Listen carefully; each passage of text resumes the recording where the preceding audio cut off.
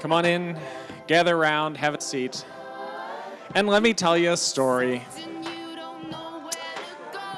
We start every one of our San Diego Media Pros meetings with a horror story. And this meeting is no different. Somebody mentioned that I have all these horror stories, and I must be running out, and sadly, I get more horror stories than I know what to do with. This one comes from a shoot in December. I was shooting a series of commercials, a campaign of commercials for a senior daycare facility. Seniors go to this facility and get medical checkups and have entertainment and exercise. It's a great thing. And I was doing commercials for them. I sent 3 budgets, a low, medium, and high, and ordinarily people go with the middle. They went with the low. The middle and high budgets had actors for talent. The low budget had was using their participants. So we were shooting with their participants, and I'm shooting this Hispanic woman. She can understand English, but she can't speak it. So I'm dealing through a couple interpreters, and I'm trying to get her to be excited. I'm saying, come on, I need you to smile. I know you can smile. I can tell that you're happy to be here. Come on, let me have that line with a smile on your face. And she's just not doing it for me. And I'm like, I can tell you're happy. You gotta be happy. I'm just really driving it home that I really want her to smile, and she just isn't. And I think I did this for about 7 or 8 minutes. And finally, somebody comes over to me and says, Mike, she has a nerve problem where she physically can't smile. Hi, I'm Satan. So not only can she not smile, I can berate her over and over for this. And then I'm driving home and I'm going, wait a second. They know we're making a commercial. Why would they get her? So that's my production horror story for this month. My name is Mike Brueggemeyer. Welcome to San Diego Media Pros February meeting.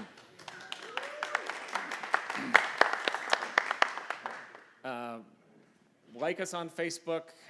Check out our new website, which is awesome. A number of our board members have been, including that guy over there, Tom Kinnaman, and Mike Tao, and Luke Jungers, and pardon me? Kinnaman, the bearer of beer. Exactly, Kinnaman, who brought the growlers. That's awesome. Website, beer, yay! But the new website is awesome. We're also working on some email advancements. We're turning our eyes toward marketing ourselves as video professionals even better than we've done in the past. That's why we're doing every meeting on video, and we're working really hard to get those online. That's why we do, Tom Zizzi does teaser videos. He's going to be speaking here, and he brought his camera. These guys really put in a lot of effort and a lot of work.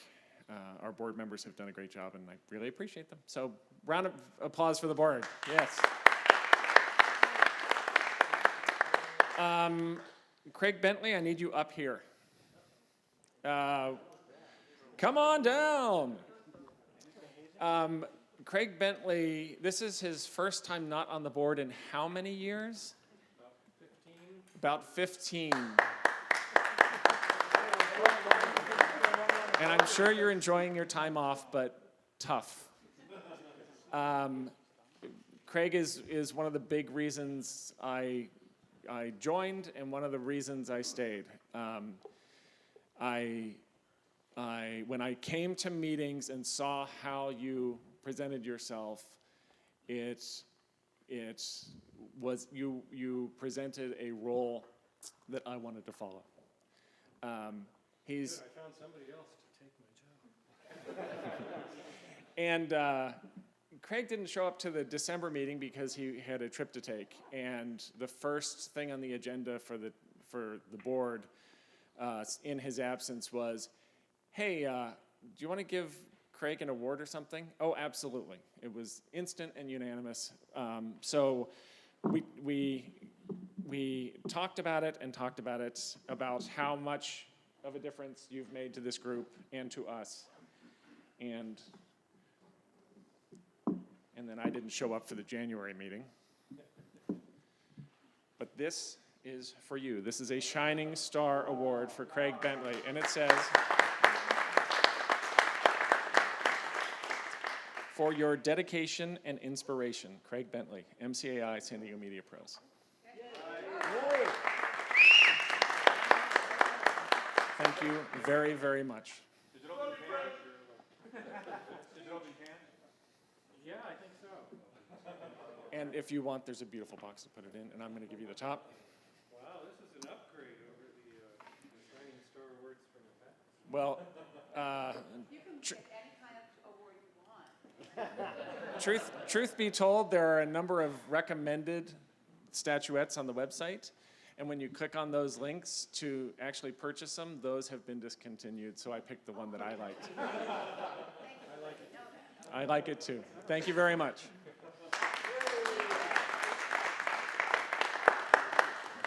How awesome is this?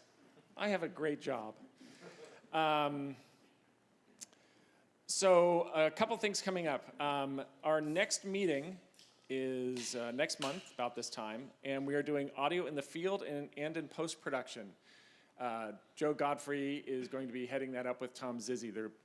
Tom Zizzi is going to cover audio in the field, recording good audio, and Joe is going to be doing post-production. And so it's great to have two people who are very skilled at their work, giving some of the benefits of those skills to us. That's going to be taking place at the Art Institute. Excuse me. And about a week and a half later, there's going to be a Media Pro Camp, which is taking place at the Art Institute. And I got a big from Eric Addison in the back row.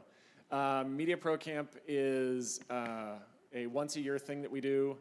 It's free to everyone. The whole purpose of it is for us to get together, figure out the things that we want to learn, and learn them from each other. It's a pretty remarkable event. This year, we are doing it in April specifically because our international MCAI convention is taking place in San Diego this year. And Wouldn't call it a convention, a leadership conference. a leadership conference. All right, a leadership conference. We can make it a convention. Festival of Awesomeness. It's taking place in San Diego this year, and so we're going to share our Media Pro Camp with them. There are a number of places that are kind of new to the Media Pro Camp, and so this is a great way to show them what it's about. Last year at the Leadership Conference in Las Vegas, we did a Media Pro Camp, and it was The timing was off. the timing was off. It was right in the middle of NAB, and people were going to NAB instead. But I think ours are more beneficial because I like the way our group communicates together. Come to the Media Pro Camp and you'll see. Saturday, April 5th. The leadership conference is the day before, and anybody who wants to be involved in MCAI and help guide it and move it forward is welcome to come to the leadership conference the day before. So we would love to see you. It's right just at the DoubleTree right across on Hazard Center. The DoubleTree at Hazard Center is where the leadership conference is going to be. And it's a great way to meet people from across the country doing what we do.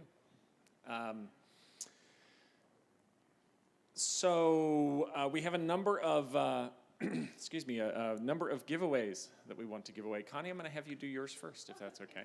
So who hasn't gotten a ticket yet? A door prize ticket. Door prizes. Yay, door prizes. They're right up here.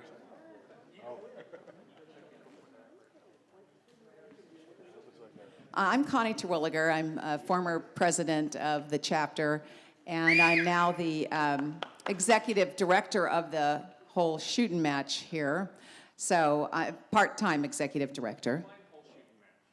The International Association of MCAI. So, I manage the international website. I send out all of the newsletters.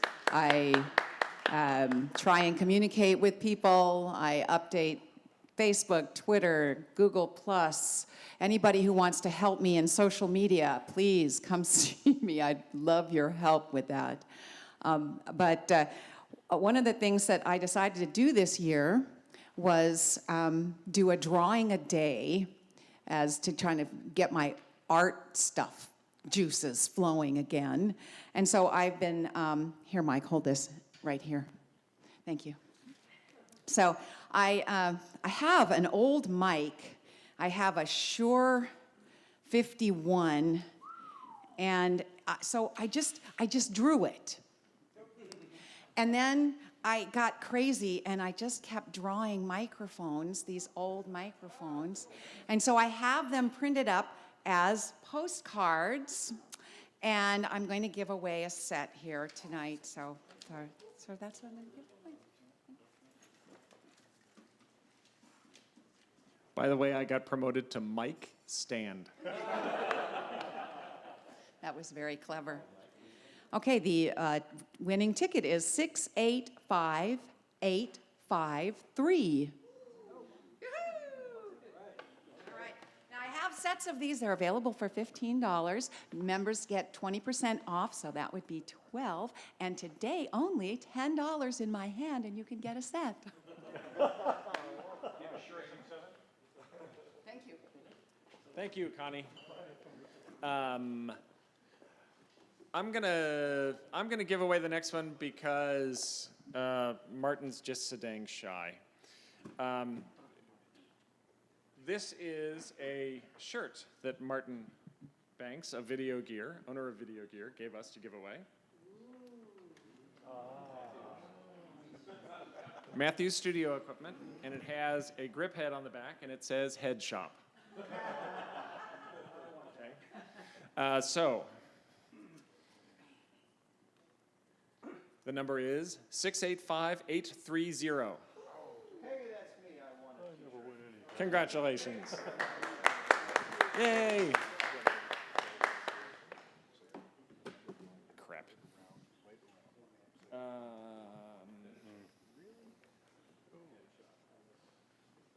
Head Shop. Next is Carl. Carl, come on up. Carl is going to be giving away the book Happy Raving Customers. Tell us about it. Okay. This is a book that was written by my wife. She works for a large insurance company. She's the chief customer strategist for them. And as many of you who work for businesses, you probably all have customers that you deal with. And your customers experience different levels of satisfaction, enjoyment, good products, bad products, lots of different things. And one of the things that everybody who has customers does is they try to keep those customers. And the biggest thing you want is a lot of happy customers who like your products and tell other people about it.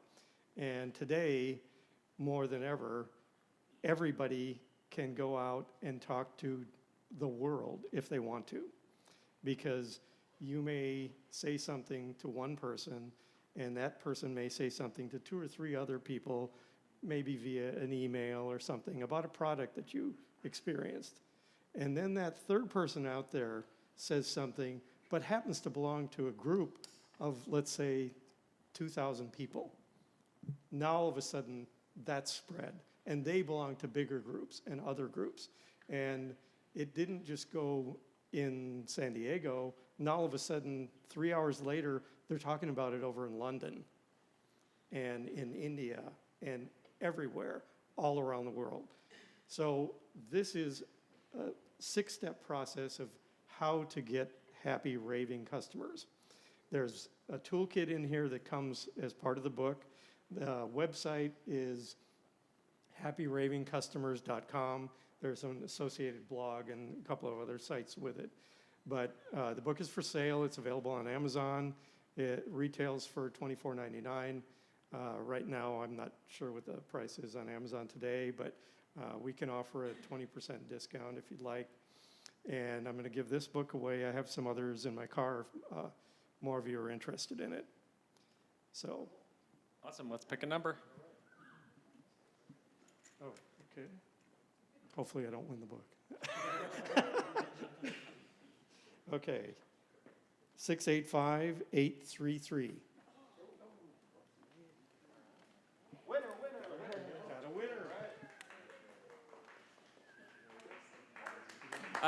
Hang on one moment. Come right over here. Carl is a new member this month. Skylar is a new member this month. We have a new program where we're giving our new members and our re-upping members pins. This is from the International Association, MCAI pins. Thank you very much. We have another member who just re-upped, and that is Greg Lefebvre.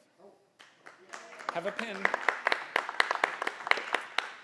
And our last giveaway for the evening is going to be presented by Fred Ashman. Come on up.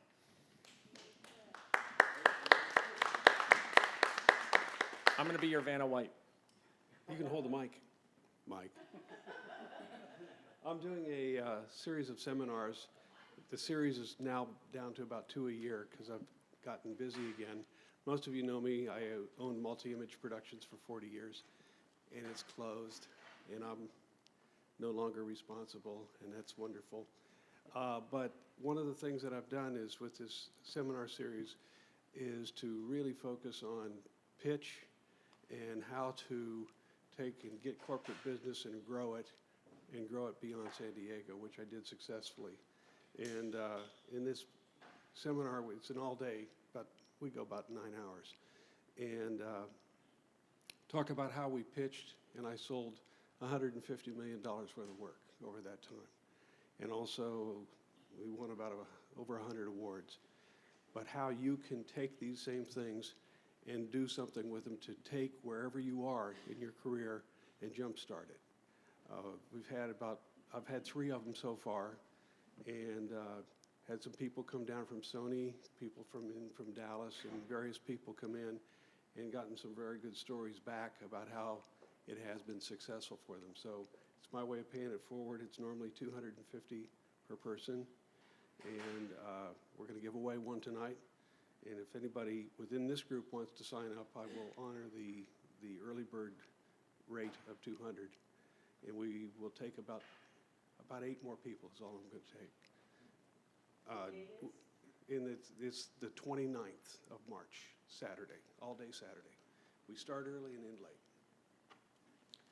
There's also another thing that we'll tell you about that if you know some actors who are interested, and it's the reel shoot for your reel.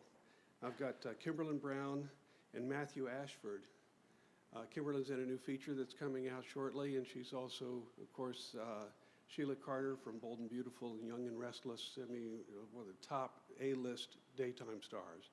And they are going to come down and shoot a reel with actors.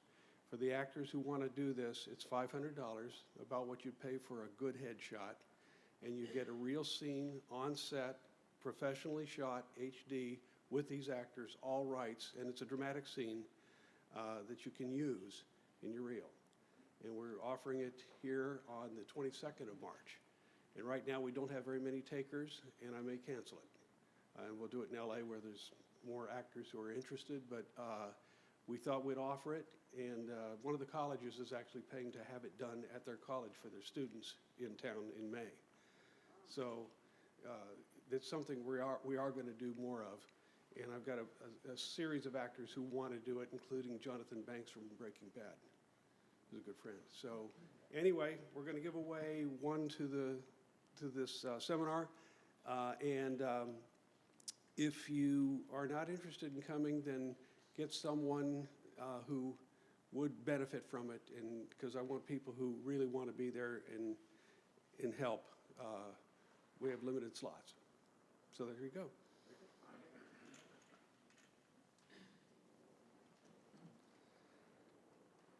$685-85. Oh, God, it's me. No, it's not.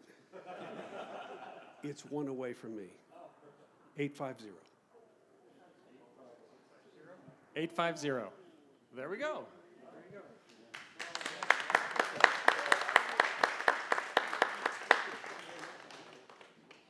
And let me write my phone number right here. Call me so I can make this.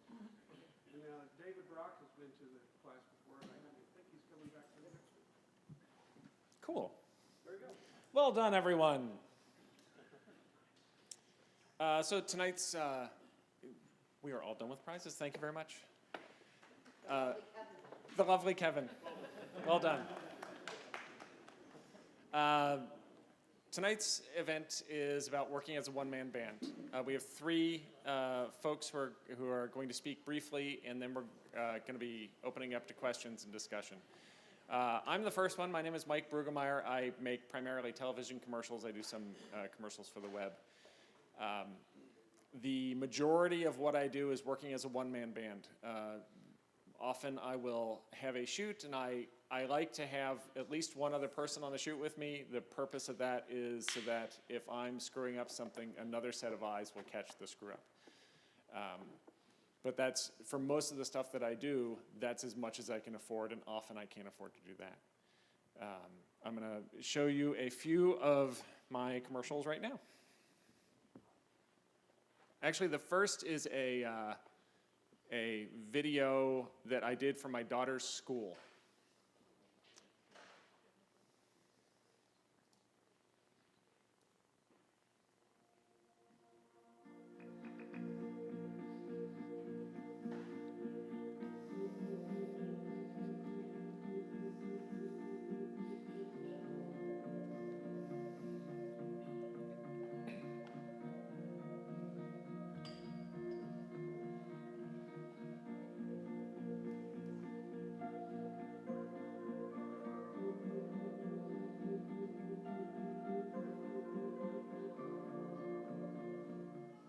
I was kind of nervous because I knew I wasn't a very good swimmer. I was like, oh my God, am I going to drown or not?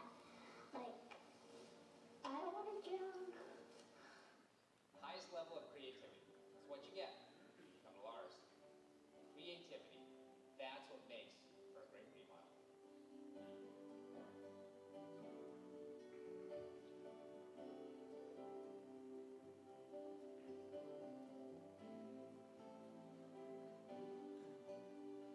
When you come to Lars, magical things happen.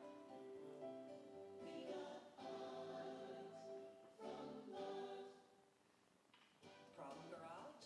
Martin gets there fast. If your garage door is broke, call the friendly folks at 1-800-NEW-DOOR. Call 1-800-NEW-DOOR. Yay. I'm not going to do that again.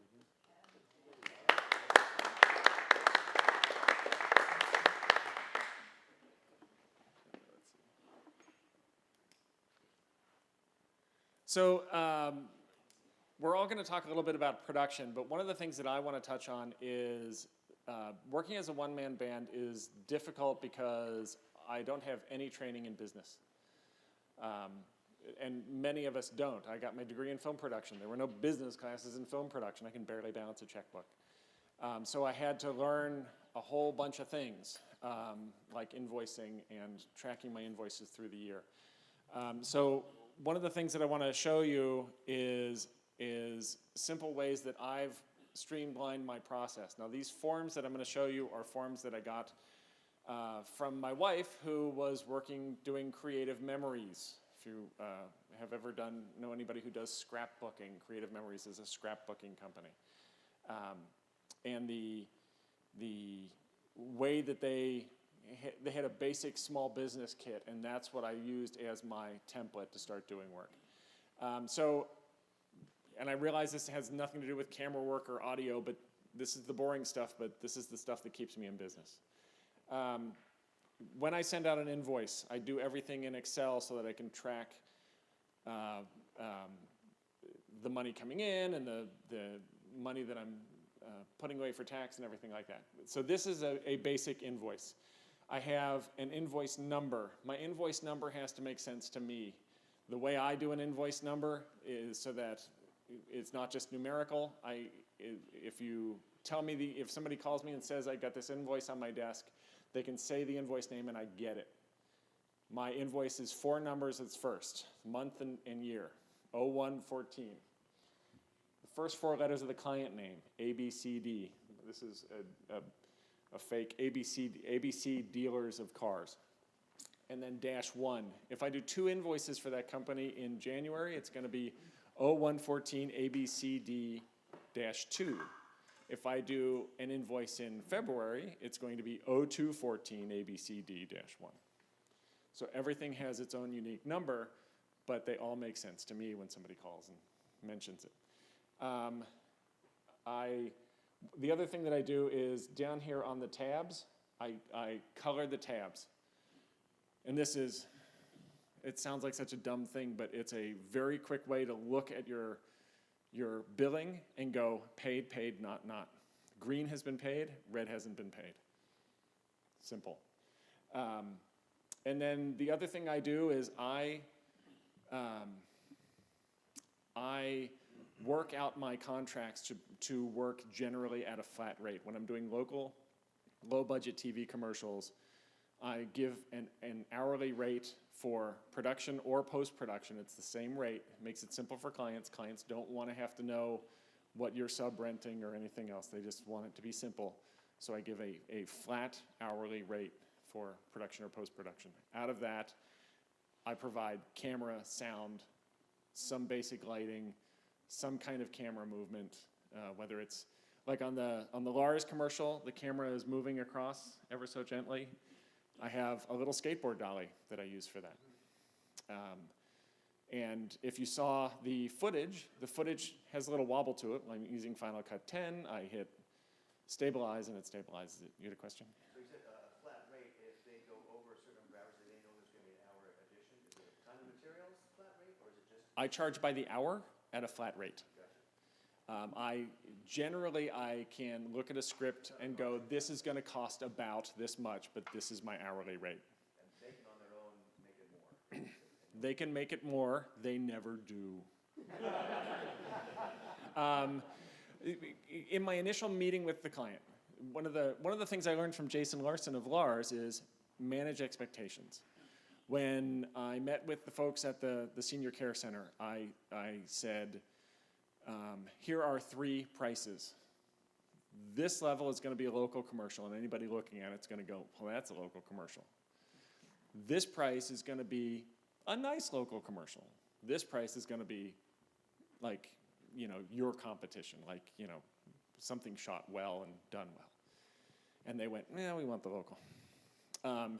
But I want them, and whenever I produce commercials, my goal is to go one step above what I'm promising them so that they're always going to be happy with what I provide. But in that initial meeting, I'm setting my expectations. I'm giving them an idea of what they can expect. And I use examples that are on the air for them to understand what they're expecting. Were those 3 options you provided 3 different flat hourly rates? No. It's the first one was a one-man band kind of rate. Okay, so the first one was a flat hourly rate.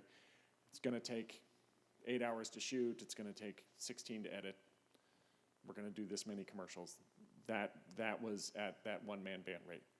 The second one, I was hiring a grip truck and lighting and having some art to it, and it would take about a day and a half to shoot. And then the third one, actors, renting a studio. Yeah, they didn't go for that. We shot in the rec room. By the flat rate for that studio, all that, everything else, all those elements? If it goes past the one-man band scope, then I treat it like a standard normal production where you line item everything out, you budget everything, you figure out what the total cost is going to be. I also do bigger production. I've done commercials for Mission Fed, and we just got done doing one for Wings and Things, where they're bigger, longer shoots and bigger crew, and that's a totally different animal. what we're talking about today is one-man band. So let me show you the other document I have in here, which is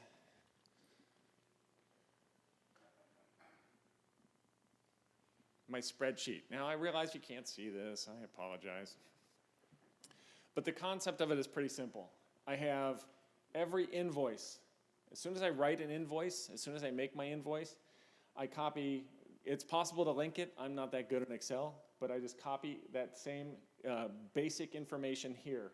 Client name, job name, invoice number, date billed, amount billed. When I get a check back, I plug it in right there. Okay, up until I get the check, receive the check, there's no money hitting my bottom line. I haven't accounted for any of that money yet. I do all my accounting based on the money that actually arrives at my door, so that I'm not paying tax. If somebody stiffs me, I'm not paying tax on that income. Down here, I have expenses that I can subtract from the production. And then the last thing I have down here is a thing that calculates 25%. So my standard practice is I take 25% of every check and put it into a separate account that I use for a savings account for taxes. So that when it comes time to pay my taxes, I have money to pay my taxes.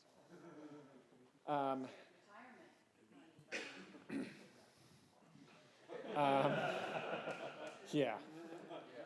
So one of the things that I have here, every month has its own tab. At the end of the year, I have a summary statement, and that has January, February, March, all the way. It just has one page with all of those months.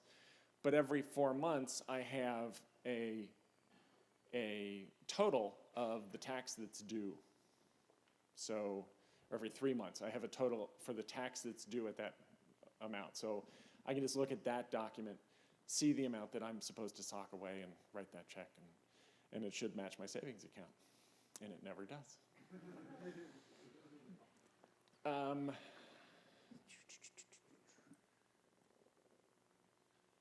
Mike, is it fair to say that version 2 is the one-man band fee plus your outsource? It's the one-man band fee plus my outsource plus the extra time it takes to do something bigger than a one-man band. I end up being a producer on that, so there ends up being extra hours.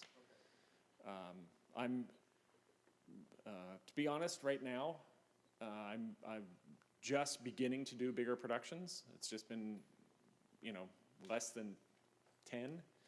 So I'm still pricing myself low so that I can get those jobs, so that I can do a great job on them, and then we can start raising our rates.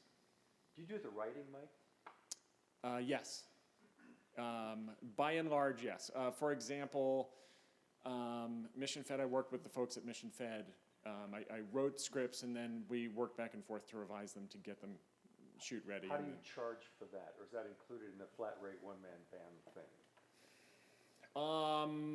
It depends on the project.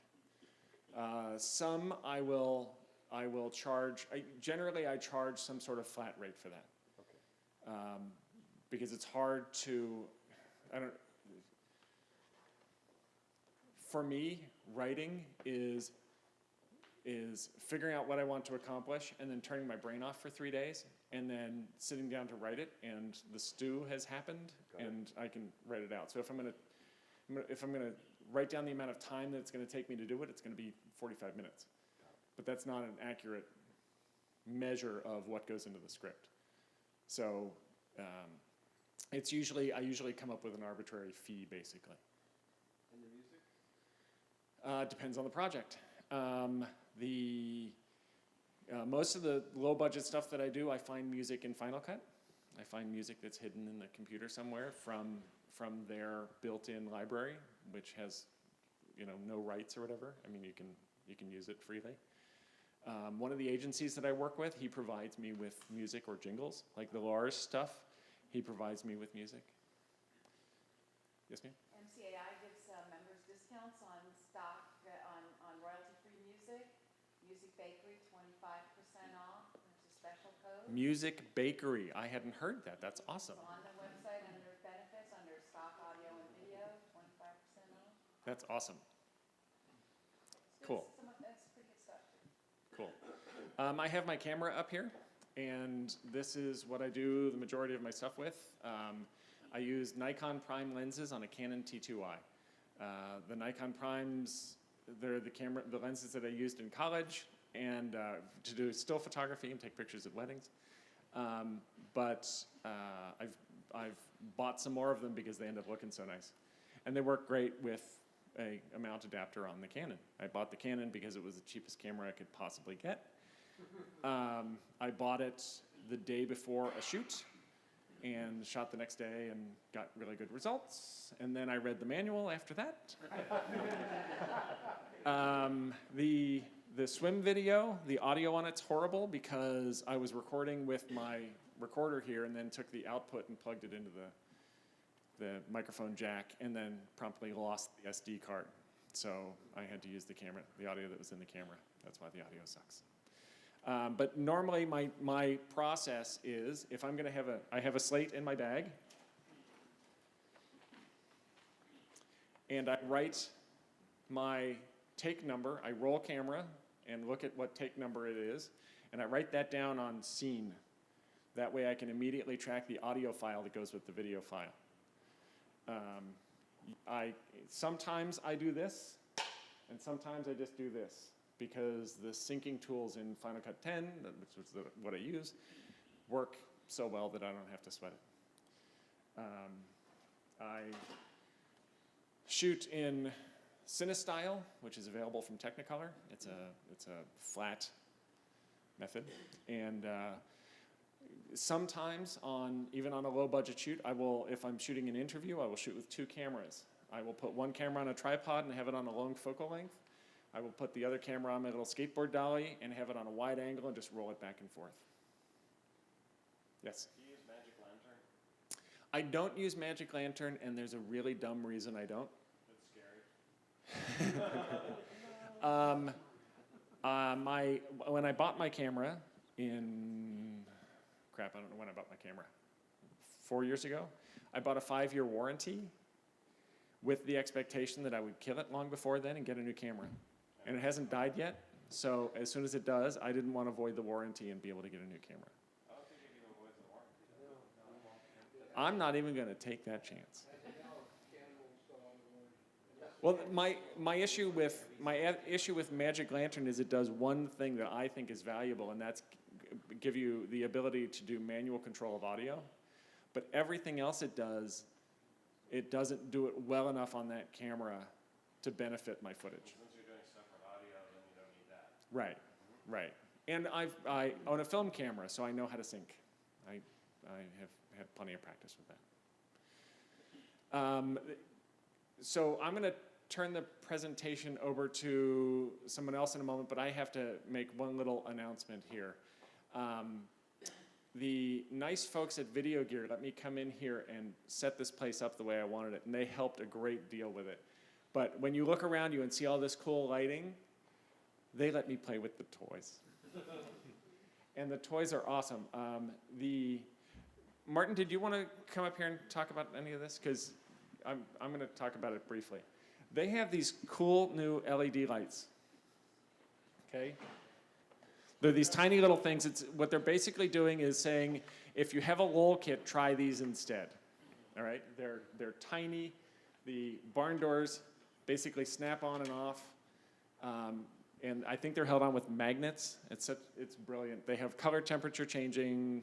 They have dimming, and it's all built in, and they're just awesome. I'm going to let Jeff talk about it briefly. So that brand is Felix, new this year. They are for sale and for rent.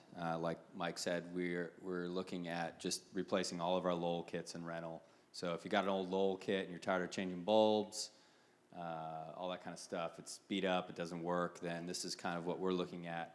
Newer technology, LED, lightweight, travelable, comes with a case. There's 3 and 4 light kits. You can buy them by the single as well. They have dome diffusers, barn doors, little Fresnel lenses for accessories. So those are our small LED kits. And then on the big side, as an HMI replacement, this guy up here, Neela is the brand. They've got like a small, medium, and large. I think they even have an extra large. This is the large. So Mike's got it at 0%, and he's going to dial it all the way up to 100%. So HMI replacement, like 20% of the power draw, and what else about it? Questions? What's that equivalent to a full? What kind of HMI? Like 400, 500 watt? HMI. That one right there. There you go. Doesn't even get hot. You don't need gloves. You can go put your hand right on top of that light or on the side, and that's it. So thank you. Quick sales pitch. Thanks for coming tonight. I wanted to say thank you all for coming. We appreciate your support because without you folks coming in here, renting stuff, buying stuff, doing business with us, we wouldn't be here. So thank you so much for supporting us. We're coming up on 10 years in May, and it's really exciting to know that we could do that. So thank you for helping us do that.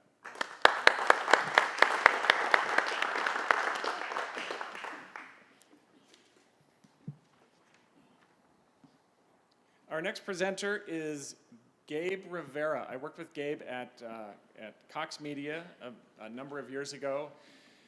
We were both on staff making commercials.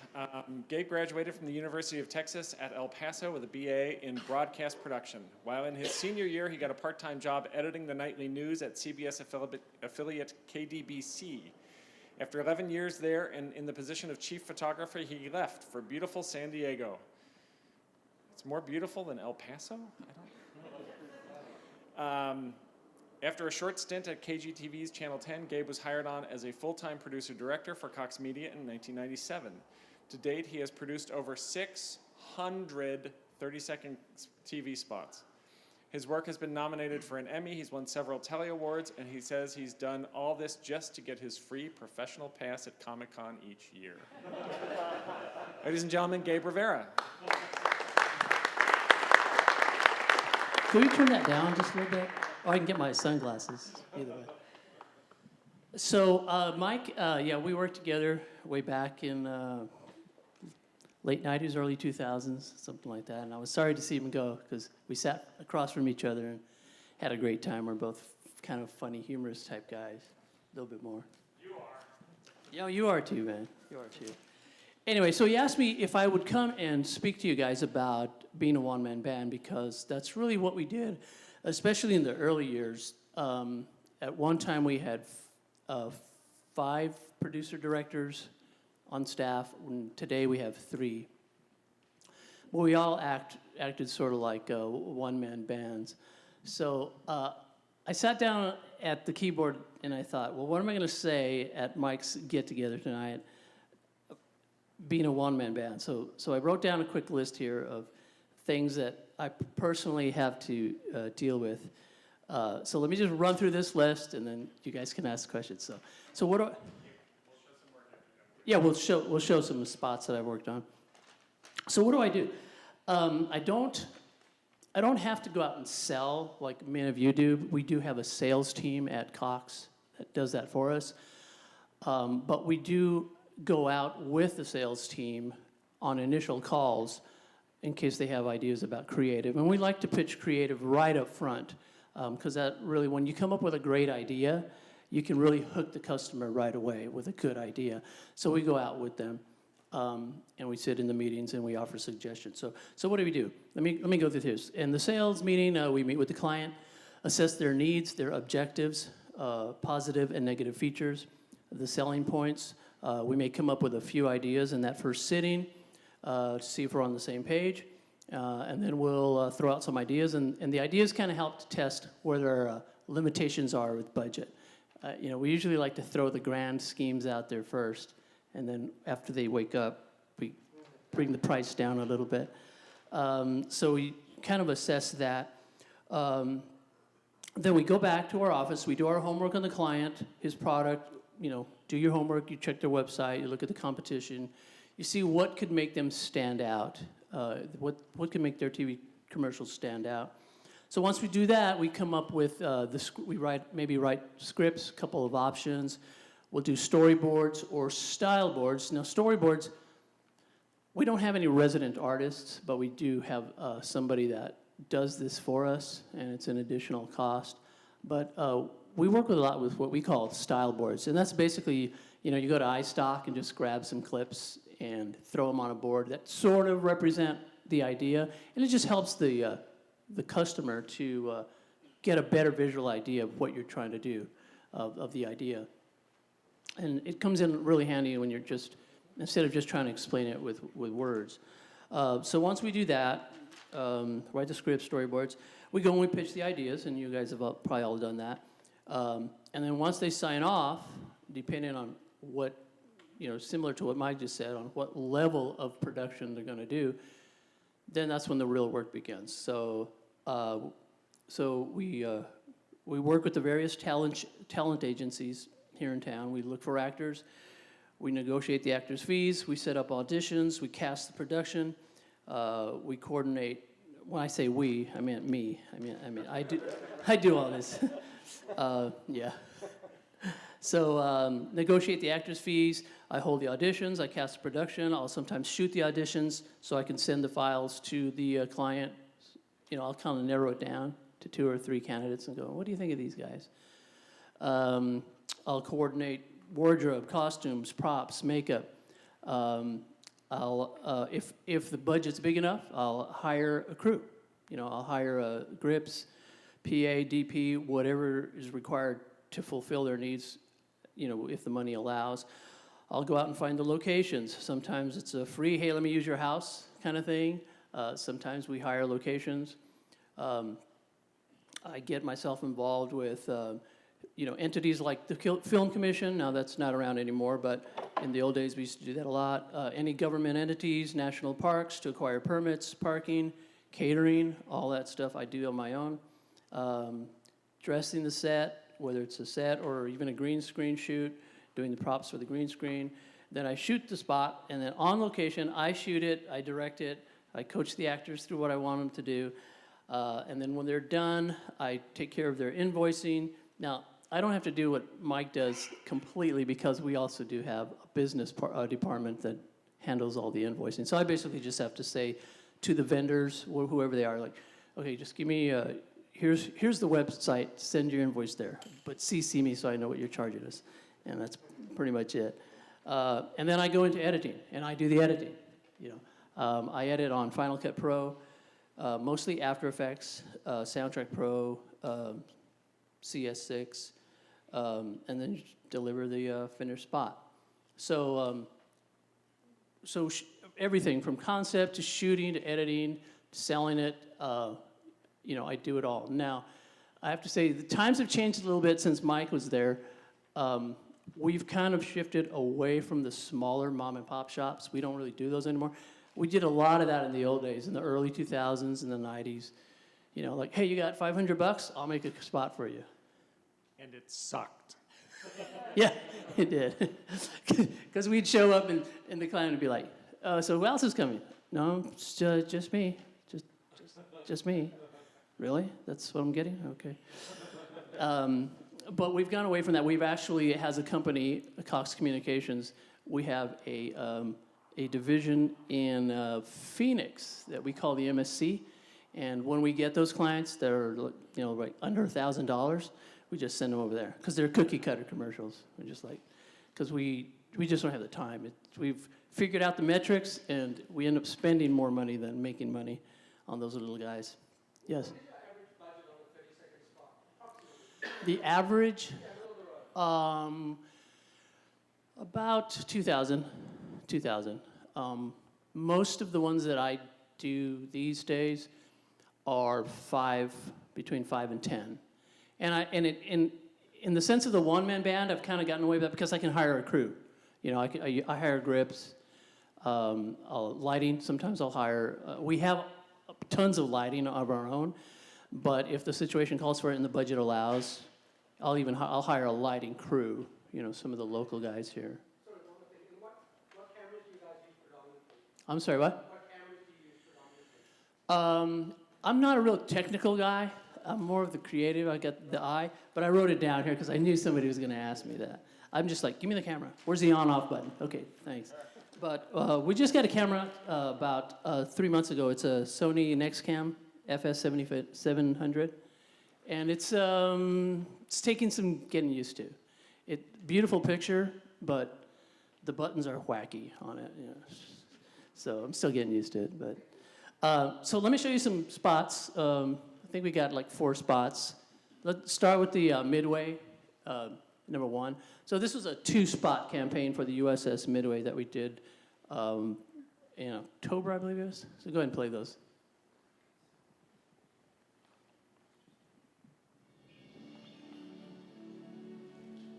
Crank it up.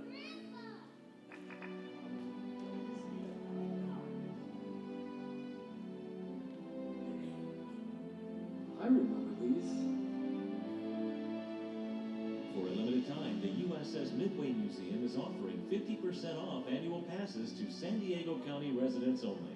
Experience San Diego's #1 attraction.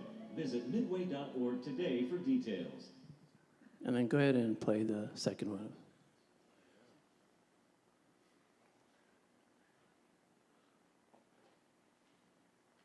Hop aboard the USS Midway Museum and experience San Diego's #1 attraction. Hail out of a real combat chopper. Sit in the cockpit of a fighter jet. Or lift off in a flight simulator to test your flying skills. Bring your family, bring your neighbors, because right now the Midway is offering 50% off select annual passes for San Diego County residents only. Visit San Diego's #1 attraction. Go to midway.org today for details. And go ahead and play the other 2. Thanks. This is for a solar panel company called Natural Energy. This is bad. Your electric bill's going up. Here's a solution. Solar panels use the sun's natural energy and turn it into power. NASA's been using solar power since before you were born, Dad. With electric rates going up 30%, let's go natural energy for solar power and save money now. Take advantage of 0% financing. Sign up today and Natural Energy will pay your electric bill. Call 800-900-4993 or go to naturalenergyusa.com for details.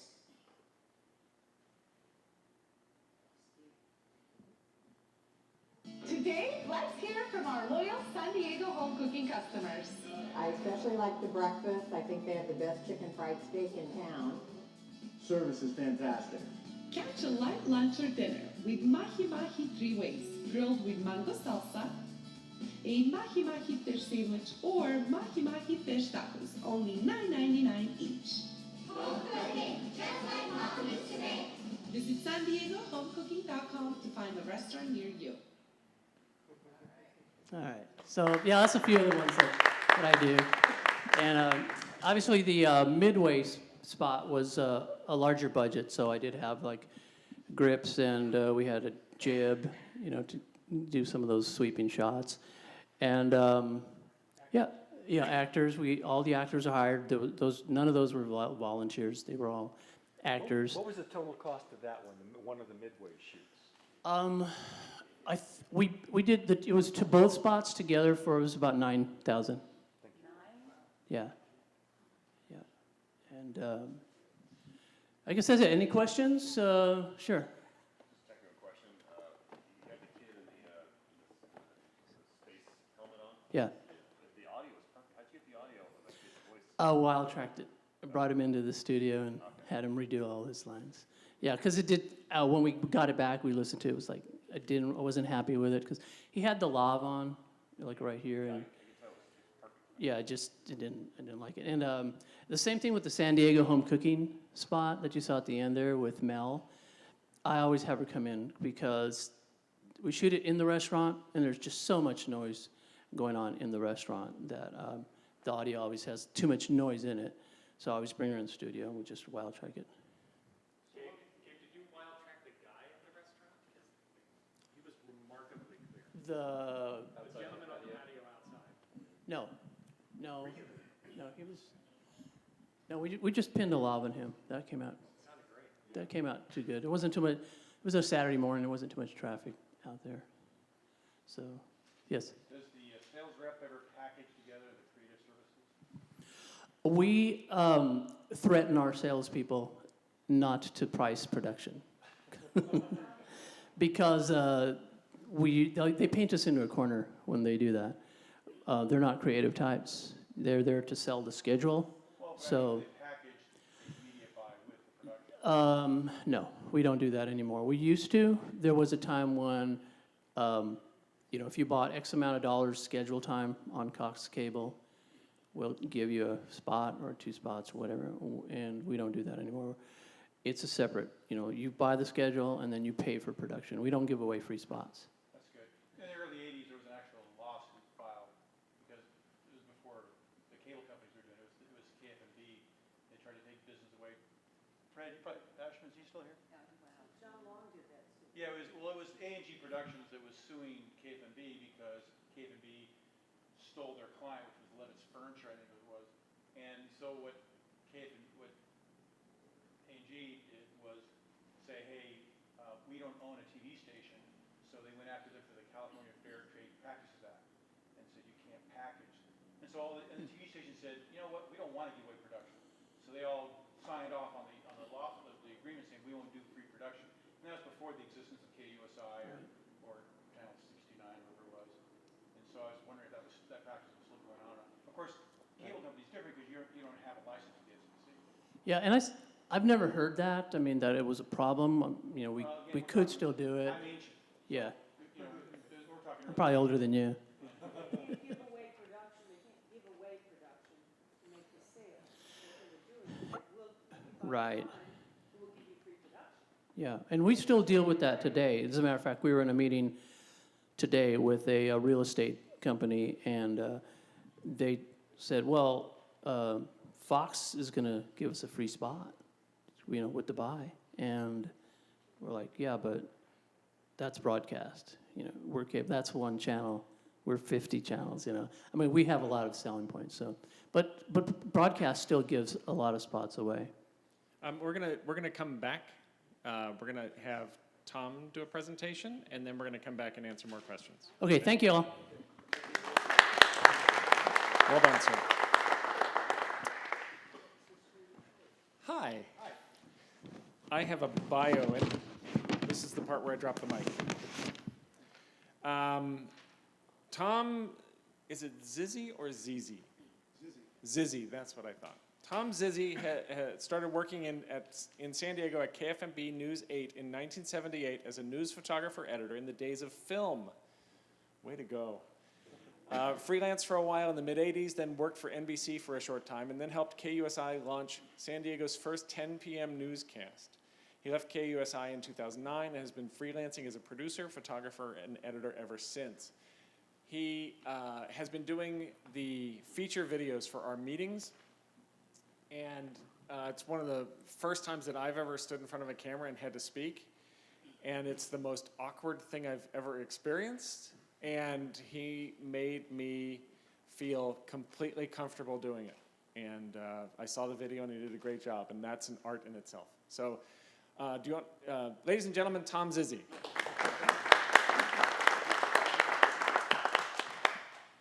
Let's roll this video, and then we'll talk. But while he's doing that, I will say that what you're going to see, okay, let's do it.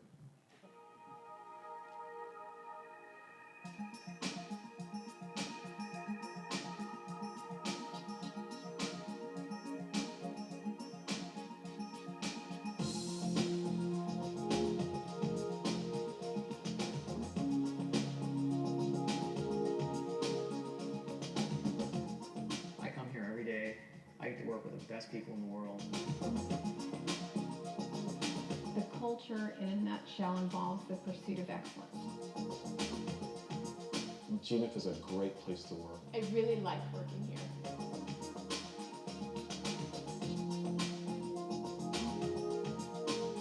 When you put good people together on good projects, magic happens.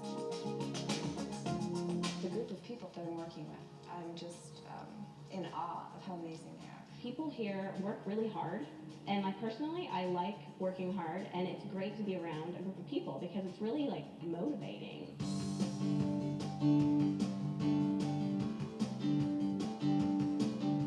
GNF is an exciting place where we've gotten the best scientists, the most brilliant scientists, in a place with the best technology, where everyone is working together to develop new medicines to treat unmet medical need.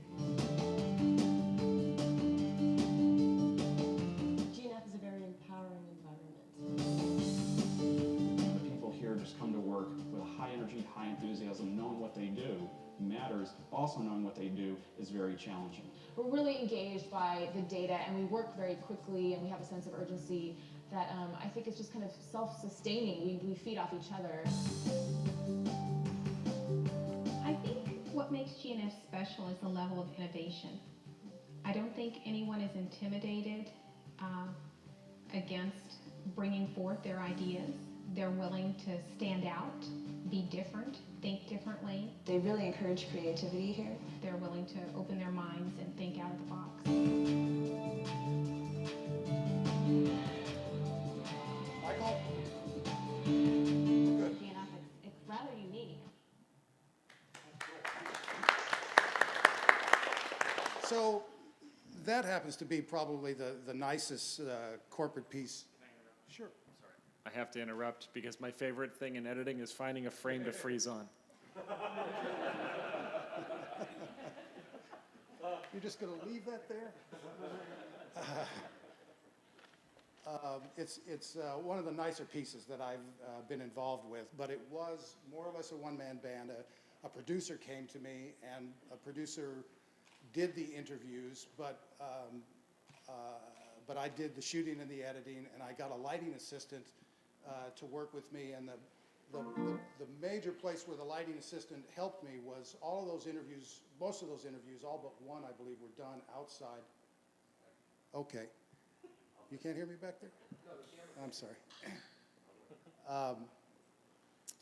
All of those, most of those interviews were done outside, and it was because the executives were very proud of their facility up there on Torrey Pines, and they just wanted to see it. They wanted to be outside, and they wanted it they wanted shots of the facility to be a big part of the video.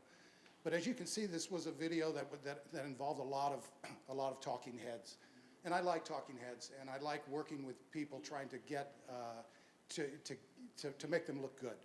And you know, so right from the start, that when somebody comes into the room, or if you come into the room with the gear, you know, you're involved in establishing very quickly some sort of a relationship with these folks, and it's all about trying to make them feel comfortable and so that they can give you that great sound bite or a series of sound bites. And if they stutter or they hesitate, there's you want to be able to say, you know, even if you blame yourself, hey, I kind of messed up something there, but why don't we take that again? It's something that I like to do because you know, when you're editing and you're going to watch these people and people are going to see this video over and over again, you just want it to be right. You just don't want to put somebody in a bad light. And that's a very big part of what I do, of what makes it fun for me. And I have to stop for a second and mention the fact that, you know, because I've been in the news business most of the time, the documentary style is pretty much what I know and love. And for the past couple of years, I've been working with a guy who couldn't be here tonight. His name is Clint Burkett, and we're making a documentary film that's just about to be finished. And it's interesting because the film is about a guy who is a musician who is a one-man band. And the original one-man band concept was about musicians. So this was a story, an idea that Clint had. He wanted to pursue with this man, and the story changed. And at a point, Clint asked me to be involved with it, and I couldn't turn him down.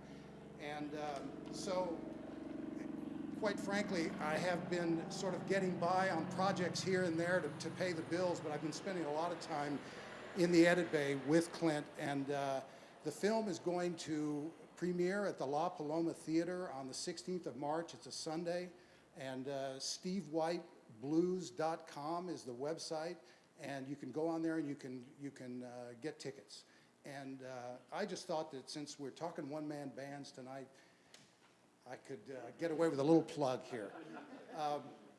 But anyway, what I do love to do is documentary stuff. I love to find out about people. I love to ask people if they've got a box of pictures somewhere, and I love working with old archive footage and stills and all of that. And I also love working with music. You can see that music was a big part of what was going on with that piece and the change in music and all of that. And I really believe that I really enjoy music, and I believe it is a big part of what draws people into the production.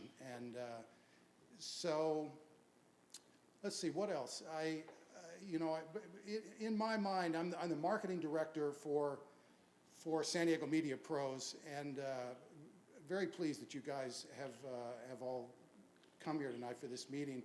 And it's really important that we put meetings together that are relevant. So I feel like the question and answer is the best thing that we can do here, because there's probably not that much that I'm going to tell you about how to do what you do.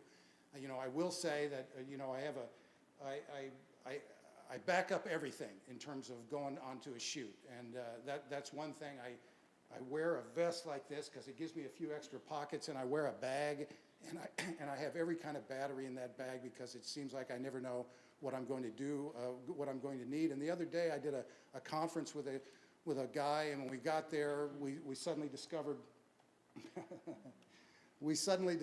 that we had an audio challenge in terms of 5 people and 2 microphones, and we were able to figure that out with equipment that I have in an accessory bag, and that worked out. Also with the use of a recorder like this, which can record 4-track audio, and so you actually can have these 2 mics working for you in one area while you have 2 mics working in another area. But I feel like most of you guys know that. I think it would be great if there were some younger folks here that more or less wanted to learn from the pros, but I'm hesitant to lay any more of my stuff on you, and unless you have any particular questions. At this point, how about if all 3 of us come out and we can all address questions?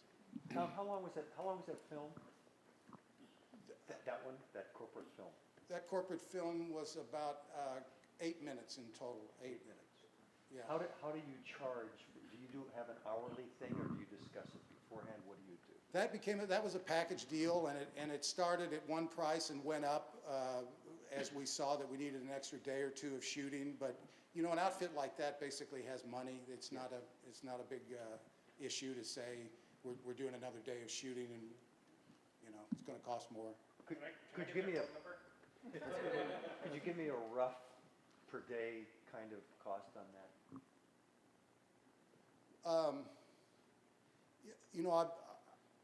It's hard to say because I give a lot of weight to the editing, and I want the editing to be right, and I'm basically not going to put a clock on the editing. I know from experience that I will spend another hour if I need to do that to get something right, even if it's something that is more or less unnoticeable. So that's hard to say, but I mean, I guess I figured 3 days of shooting and 6 days of editing on that, because there was the approval process. There was shooting and showing and revising, and yeah, I mean the whole production took about 10 days, and 3 of those days were shooting and the rest was post. Got it. How much was it? How much was that shoot? About $8,500. I have my flat rate as a one-man band is $175 an hour, and that's for all the equipment. And that makes perfect sense.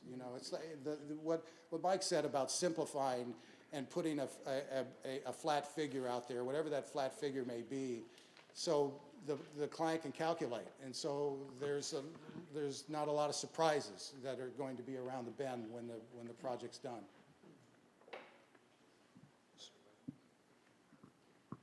When an independent guy like Mike makes a TV commercial, are you guys using Aberdeen to upload it? And do you use Aberdeen, or because it's in-house, you don't have to. On local, for uploading of spots locally, it's fairly accomplishable to upload them directly, to just export a H.264 or whatever format they like, and there's only 3 or 4, there's probably 7 media outlets in town, and there's probably only about 5 or 6 different ways you have to export it, but I hate doing that. And I can answer that.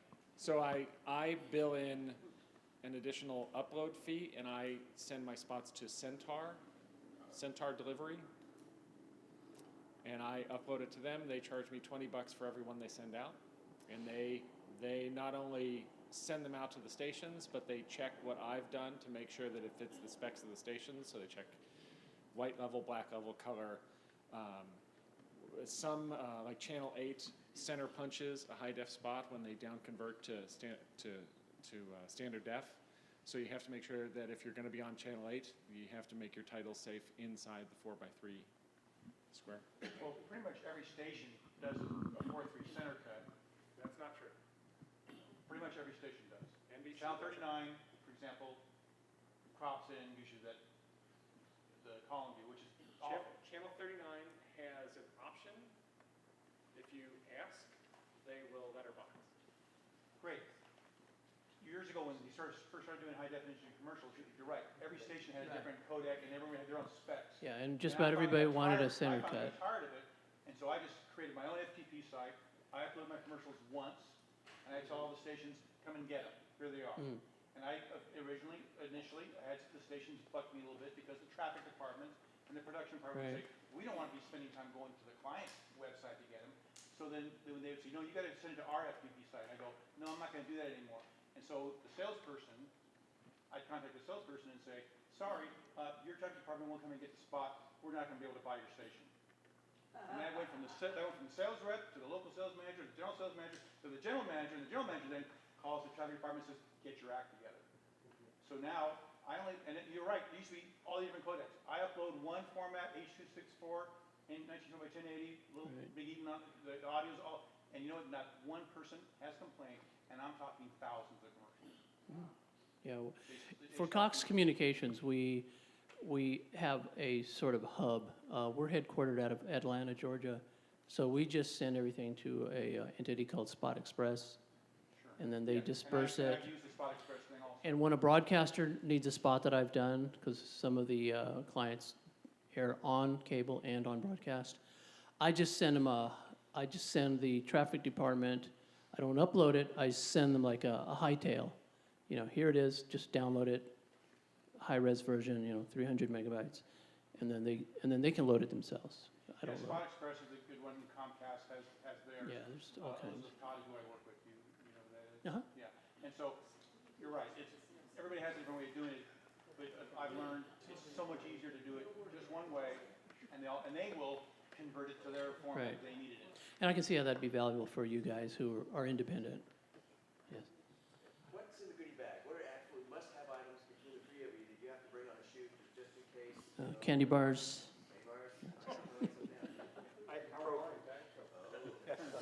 Yeah. Cube taps? Yeah. Mike's had that so long. I used to trip over that at Cox when he worked there. Mike, get your bag out of here. Cue card pens. Dry erase? Big old, no. These are permanent markers. Big old permanent markers. I have my slate. I have a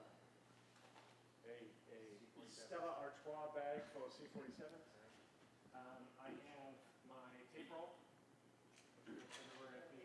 I have a screwdriver, pliers, a wrench, lens cleaner, can of air,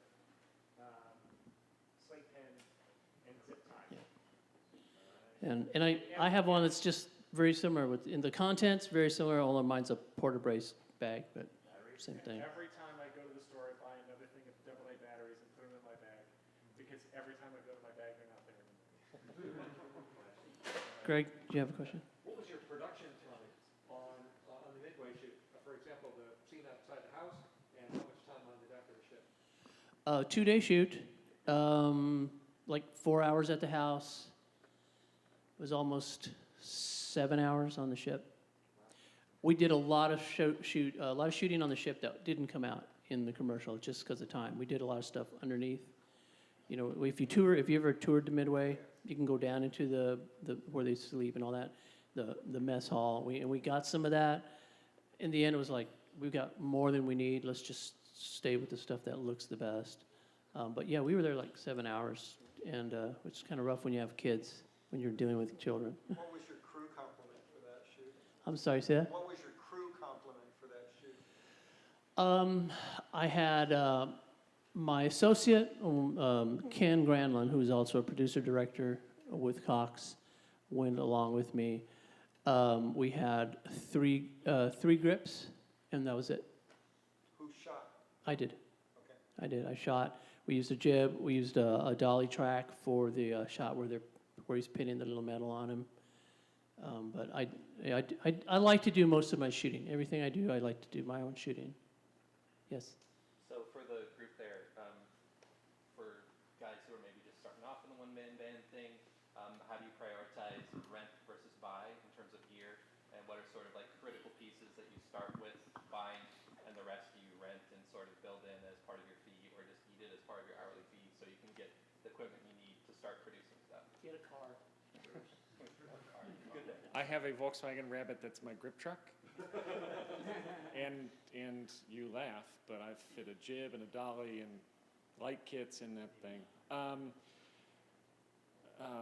For the 175, I don't own lights, because every time I rent lights, I try and imagine the shoot that I'm going to do. I prep the locations and figure out what lights I'm going to need, and I almost never need the same lights.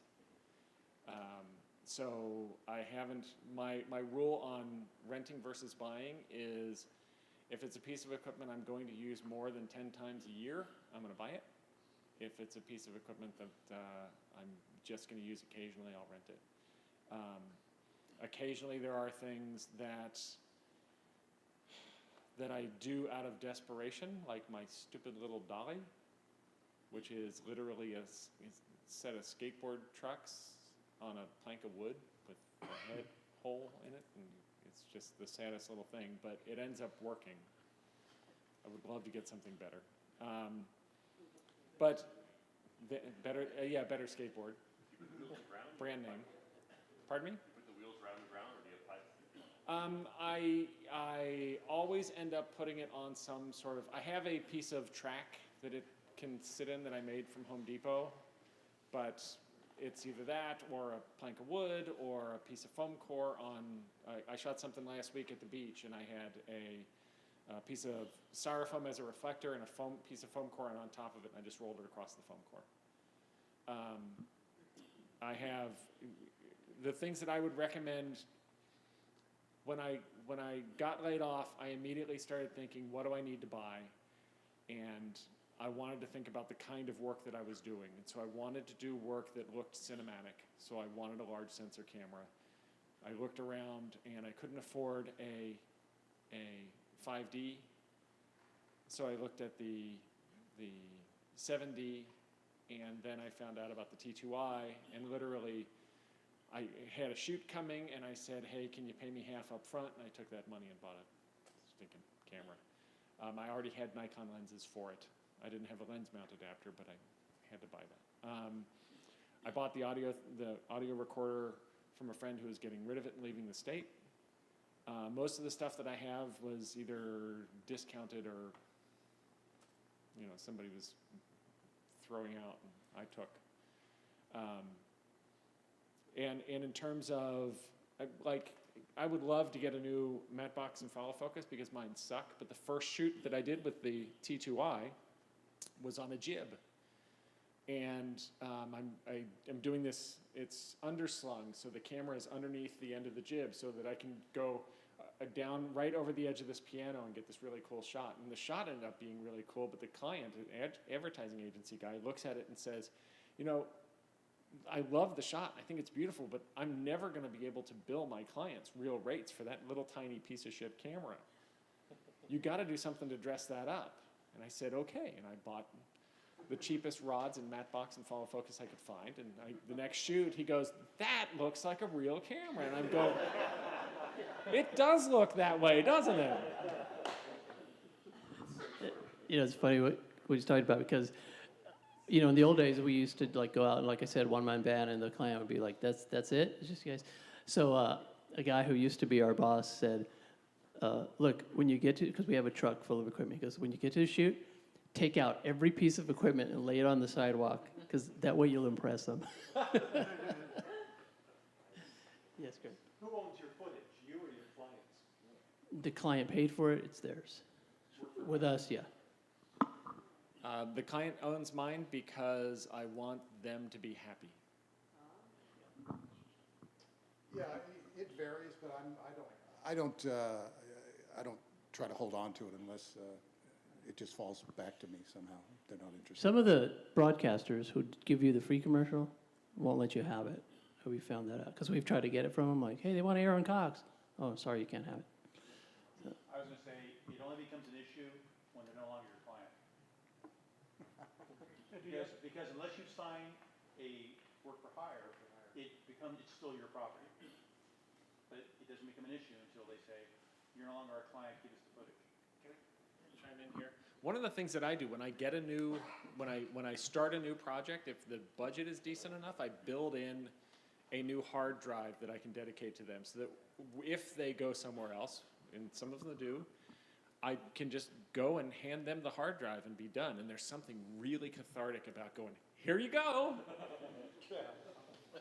Yes. Let me just, one other thing about just starting out. You know, there are GoPros out there. Having a second camera, you can use something like that, and you can get good at it, you know. So it's just something to think about. A $200 camera, or $250 second camera can work for you once you figure it out.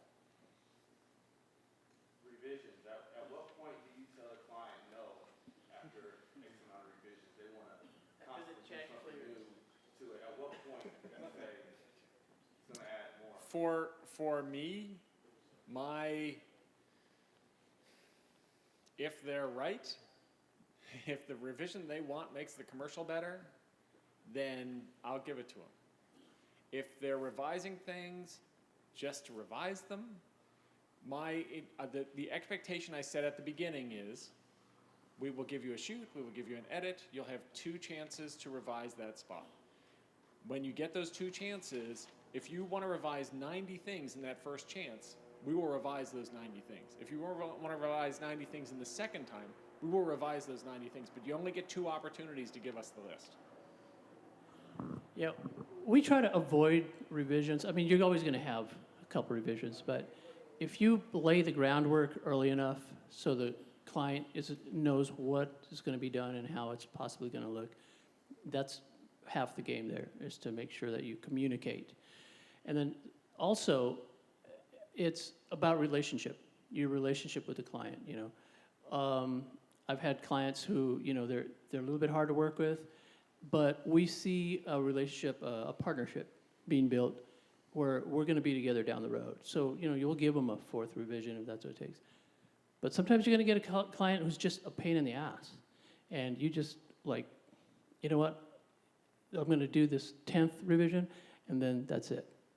If you don't like it, too bad.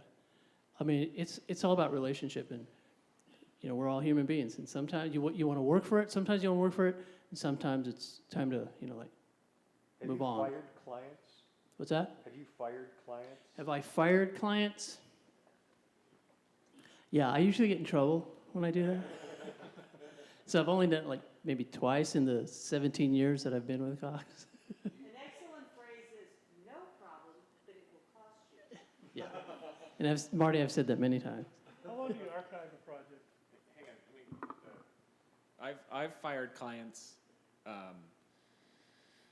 and the reason I've given them, and it was true, is you're expecting things that are unreasonable, and I've provided you these answers in advance that this is what you can expect, and you're expecting things beyond that scope, and I'm not willing to provide those for free. So if you want to continue working with me, you have to understand that it's going to cost quite a bit more than what you're expecting, because you're expecting quite a bit more than what I can deliver. And they say no. But I'm a very, very patient person when it comes to working with people. So you have to really irritate me to get to the point where you're going to piss me off. Do you guys always do your own writing? I'm just curious. No. I do. You're lucky. You No, I write, I'm writing more. I'm in a situation where I work with advertising agencies, and some of them will provide me with scripts, and some of them will just send me directly to the client and have me write for the client. even at corporate level, we're not talking commercials, but corporate level, do they still give you stuff or write it for you? Or is that It just depends on the type of project. Some of the time, they will hand us a very complete script of exactly what they want, and we will execute that. I will execute that. Sometimes they want like I'm working on a project right now where they wanted me to interview this guy and have him talk about his eye surgery. And so we just took him out to a couple locations and just chatted about his eye surgery. And then I'm forming the story out of what we talked about. So, Tom, you? I've been writing more, but not. I haven't really written for any projects that I've done. But I found myself doing a lot more writing in terms of communicating my ideas pre-production. Who did that script on your corporate, the one that you showed? The producer, who is a guy who has worked in television, so he basically did those interviews, logged the interviews, and picked the sound bites, and then he decided to do. He came back with the idea of why don't we do these big graphics, these big bold graphics that say like exciting and energetic and new ideas, and it was new to me. It was kind of something I had to get used to, but I've come to like it. I've actually come to enjoy the fact that graphics, in many cases, the best graphics are very simple graphics, and people are doing that more and more, and it's great, and it simplifies the post process. I wanted to say something about Magic Lantern. I do use Magic Lantern on my Canon, and I enjoy it. It's very handy. I like the focus assist particularly, and the audio assist that comes with it. But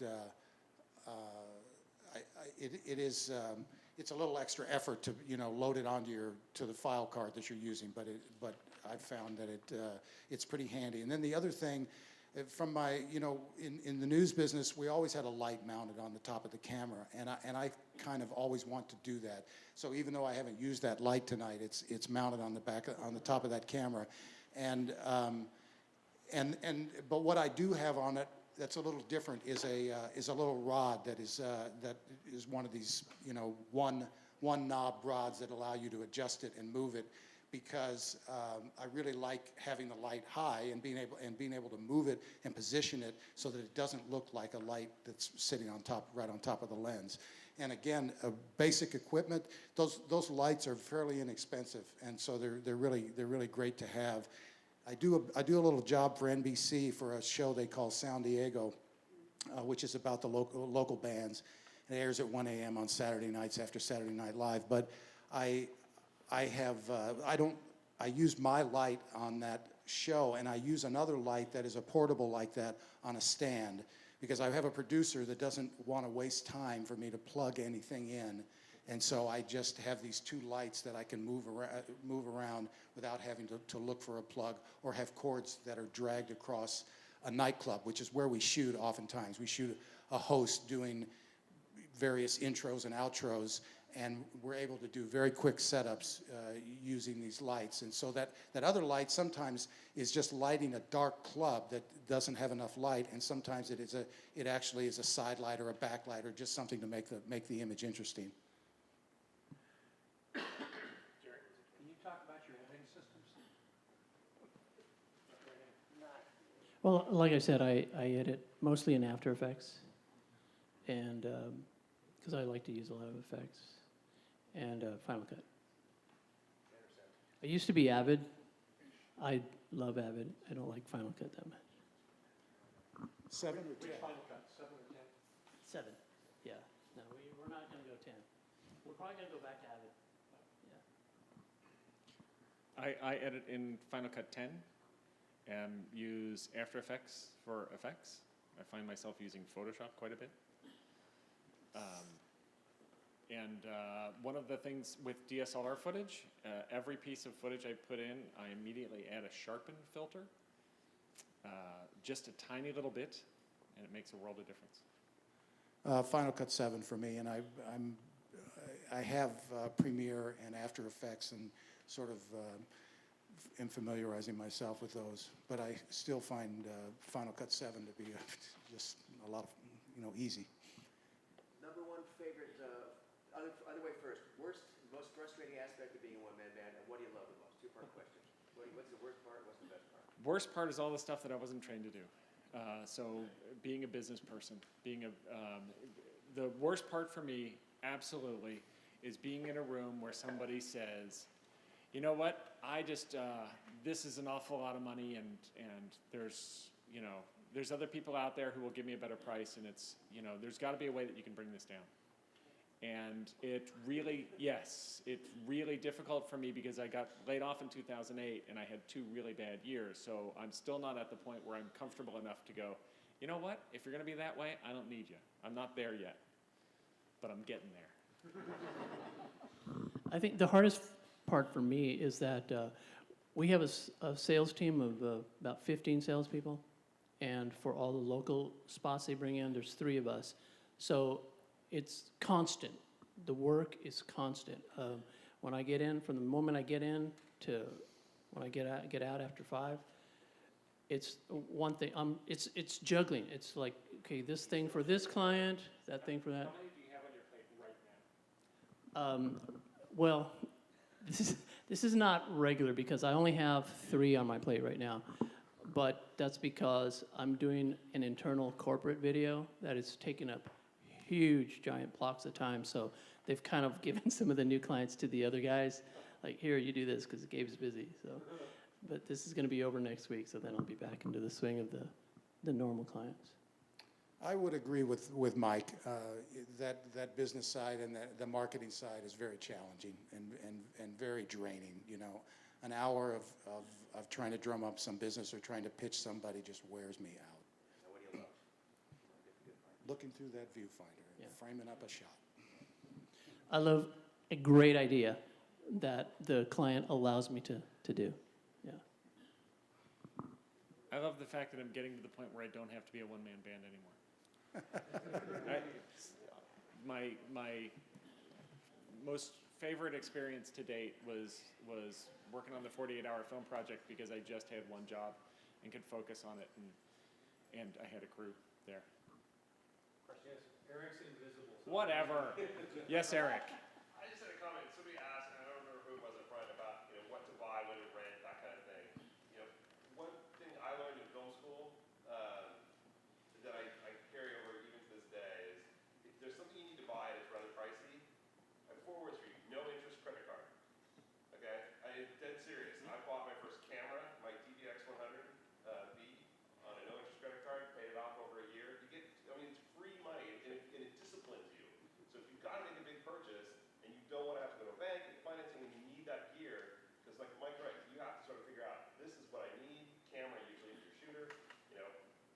Coming up with that money is kind of a big expenditure, but if you can break it up over time and pay it off with no interest, it's like a free loan, and it disciplines you to make that payment every month. Of course, and if you have a couple slow months, you can whatever. So that's one little thing that I've used over the course of being kind of a one-man band, so to speak. But also, I have people. I'm starting to grow a little bit like Mike is, but it's still, do that. It's a great way to get some gear.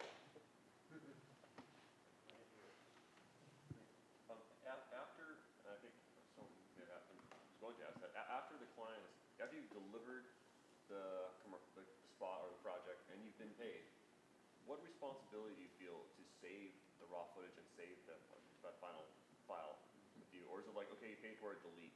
Or, how? The concept of deleting footage, you just said, okay, delete, and my whole colon just tightened up.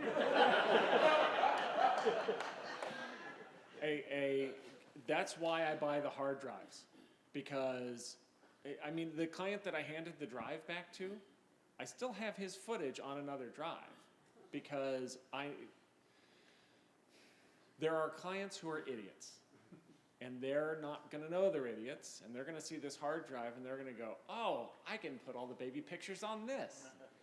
And they're going to delete the footage. And when I don't have that footage, they're going to be pissed off at me, never mind the fact that they haven't paid for me to store it, and they don't know that I'm storing it. I just end up hanging on to everything and throwing it on the shelf, because a hard drive is cheap, and I got room. And they invariably come back and, hey, remember that spot I did with you like 5 years ago? Yeah. Yeah, do you still have I that? had someone come back to me like 8 months later, just for raw footage, So, and I saved everything. You saved it, yeah. But then I kind of think, what happens 10, 20 Right. years from now? Like, do I save everything? I guess Well, my process is that if something's about 2 years out, I'll call the client and say, hey, do you want me to keep this footage? Or do you want me to, can I put this on a hard drive and send it to you? And if they say, no, just delete it, then I'll reuse the hard drive. But if I'm still not at that point where I'm going to delete anything, I'll just keep it on the shelf until I need a hard drive. So I'll give them that option before anything happens. Did Eric have another question? Working with clients, do you allow them to be there while you guys are editing? And is that something that is constantly asked from you guys? I do not like them to be in the edit bay. I don't forbid them, but they seem to slow the process down quite a bit. So we don't really hey, we're going to edit, so we're going to edit on this date. Would you come on down? We found that typically clients don't care. Some of them do, and they're welcome to come in and sit down. And I don't mind them sitting over my shoulder, but they typically slow things down because then they're like, let me see how that font looks in green. Okay, no, go back to blue. And I'm like, no, well, neither of those are good, but you're here and you're paying for my time. So, and we charge the same rate as Mike, $175 an hour when we're editing and shooting. So, but yeah, I mean, you're taking their money, so if they want to be there, but I don't. And we used to charge over $200 an hour. I remember paying $600 an hour to edit in the early 80s when you had to do ADO, free machine, ABC roll, $600 an hour. Post-production is one of the top 10 worst businesses to be in. I saw it on a list. They had telemarketing or television, the landline business and the lumber business, and video post-production was one of the top 10 worst production companies. And so it's like I say, I've seen the rates drop because I've been doing it. I've been around. I'm an ancient guy. I was doing it in the early 80s, and everybody from the early 80s until the last 10 years, somebody was top dog for 5 years. You had Western Video, AG, World Video, Mincy Productions. These guys all were, and you know why it was only 5 years? Because back then, that's when the formats changed. You had Ampex and Sony continue to sell new equipment. So as a result, all the producers would then shift to the new production company. And about 10 years ago, the paradigm changed where everybody could do their own editing. I had one of the first nonlinear suites, and Ken Gibble would keep bringing people down to show them how to do nonlinear. So the guy would do one project by place, and then go buy his own system. So I shut that thing down really quick. And so if you're in this business to make a lot of money, what you're in this business to do is to get cash, to then go put that money someplace else, like real estate. Let me chime in here. Clients, it's very seldom that a client wants to be involved in post-production, but generally, in my experience, the clients who do are doing it out of curiosity and interest and not because they have control issues. So the few times that I've done it, I've had a good experience with it lately. It used to be that clients would, there have been a couple, like when I was working at Cox, there would be a couple who'd be sitting behind me and you could almost hear them tapping their watch, counting the minutes that they were paying for. But I haven't had that happen lately. There is one agency who likes to be in the room when I edit. As a matter of fact, he likes me to bring my iMac and edit in his offices, but it's just, it's him flexing his muscles to say, I can bend the world to my will, more than more than I want to have input in this commercial. He never has any input. It's just me working in a different office and getting paid for it. And sometimes it's not practical, because when you're doing a spot that's got a lot of compositing, like special effects, and it's very tedious work, because it's like an artist. You're shaping things, and you're like, I'm gonna try this and I'm gonna try that. And typically, if a client sits in on that, they're gonna get bored right away, and they'll be like, okay, well, thanks a lot for letting me watch. I'm out of here. Okay, that's cool. Yes, sir. One of the things that I've used is a product called TeamViewer, where I can share my screen with my client, and that way they can actually see what's going on. And if they say, okay, can you make that, move that over just a little bit, or shorten that up a little bit, they can see the change right there, and they don't have to sit right here. They can be 60 miles away. Well, one of the experiences that I've had recently is that we've had projects where the clients wanted to see the final edits, and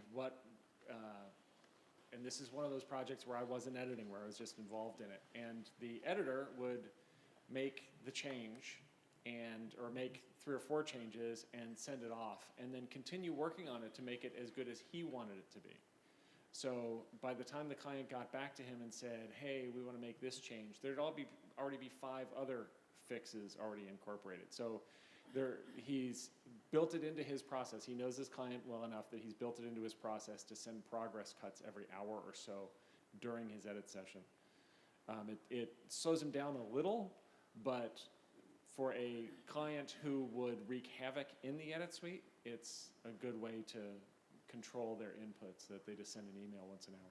What is the name of that software? TeamViewer. TeamViewer, thank you. We have a TeamViewer There's some other products out there. Yeah, we have TeamViewer on our systems, but we haven't used it with a client yet. It's because I work for a corporation. It's more for like tech support, like, hey, something's not working here. We edit on Macs, and so they can pull up our screen and see what we're doing. I found my edit times almost double because of that. You know why? When the client's sitting there and the clock's ticking, he makes the decisions. When he's back at his office, it's back and forth and back and forth and back and forth.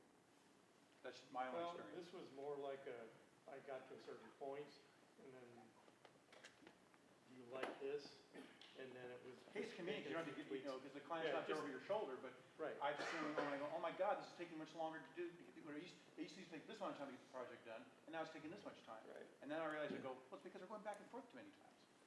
What we do for the approval process is we just compress, like, okay, we do a version, we compress it down to like 5 megabytes and just email it. Like and, yeah, just email it to the client. No, just stick it on email, 5 megabytes. And it opens up pretty clear, and they can look at it and go, okay, change this, change that. Send me an email, boom, change it, send it back. And that way they get to listen to it. Yeah. All the people talking, all the audio. Yeah, they can read. They can even read the disclaimer. I want to throw out a question to us 3. What makes your work different and better than the other people around you? What other people?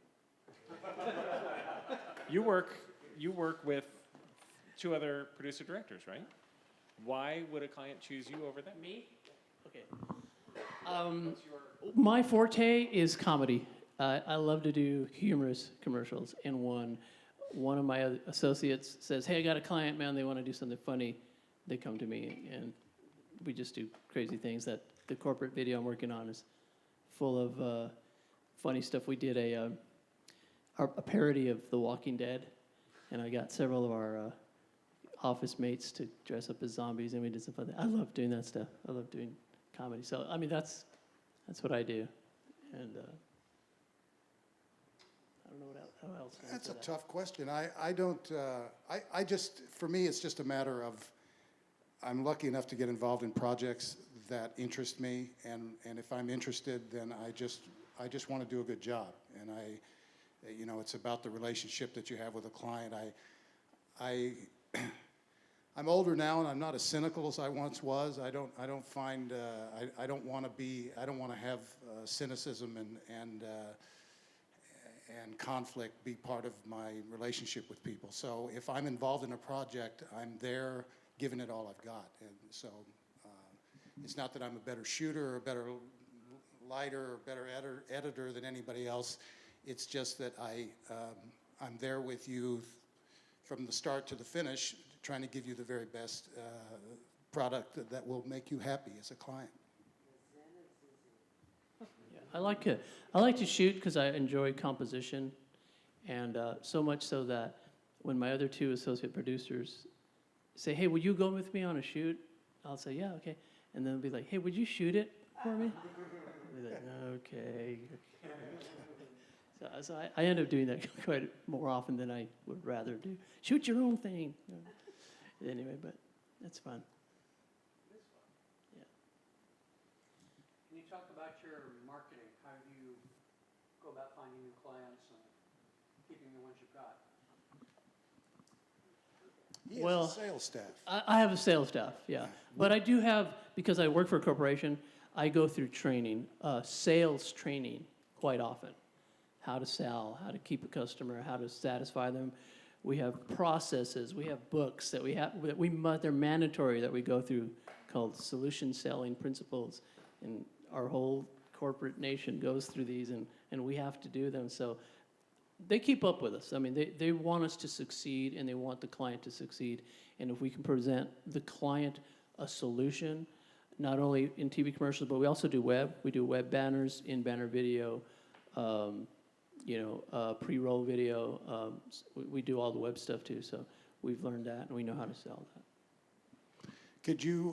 Could I go in your place sometime to one of those meetings? Because sales is not my strong suit, so that's the fact. Mike, are you going to answer your own question? What sets you apart? Particularly for the stuff I write, but also for the stuff I don't. I try to imagine that as a movie and treat all the aspects of it like I were shooting a feature film. Have the mindset of a feature film. So, like on the Lars commercial, I'm shooting him at the opening shot. It's a dolly shot. I have a very strong backlight on him. I have a key over to one side, and I have a little bit of fill with a dark area. I wanted a lot of shades on his face. It means I'm carrying out a silk that I can't fit in my car, so I have to fold it up, and it's with PVC pipe, and it looks like crap. And then I'm carrying out styrofoam panels and with silver on them to reflect light, and I have all these different things to shape the light. But in the end, I'm setting up all these stands, and then setting up the tripod, and then setting up the dolly, and there's all of this crap, and I'm just one guy sitting there rolling sound and rolling the camera. But if you have the mindset of, I want this shot to look like a movie, then even a one-man band, even as a one-man band, you can do it.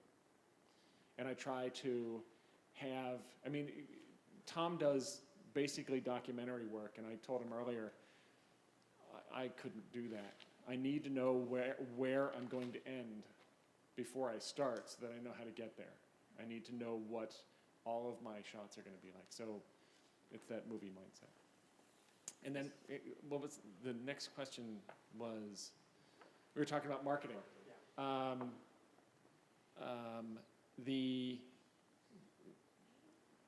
in the process of transitioning to being a production company from being a one-man band. And so we're putting together a website, and I have a friend of ours who's doing her graduate thesis on marketing for a small business, and she's using us as a role model, as her test case. So she's doing all of that stuff for us, and that's my marketing right now. And the very next step, hopefully next week, is to, my brother is starting a business on supporting companies and using LinkedIn, and he's going to use us as a test case to use LinkedIn advertising to get to advertising agencies. So. And that'll be the topic of the May meeting, actually. Yes. Hey, I just wanted to mention, by the way, my position, we're called producer directors.